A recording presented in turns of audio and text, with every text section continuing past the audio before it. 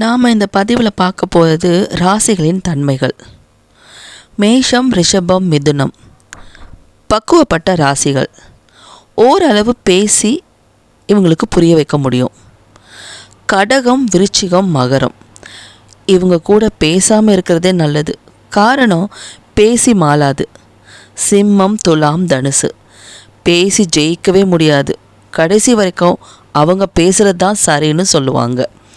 கன்னி, கும்பம், மீனம் பேசலாம், கொஞ்சம் புரிய வைக்கலாம், ஆனால் உசுறு போய் உசுறு வந்துருங்க.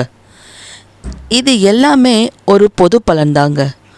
உங்களுக்கும் உங்கள் ஃபேமிலியில் இருக்கவங்களுக்கும் இது ஒத்து போகுதான்னு பார்த்துட்டு எனக்கு ப்ளீஸ் கமெண்ட் பண்ணுங்கள்.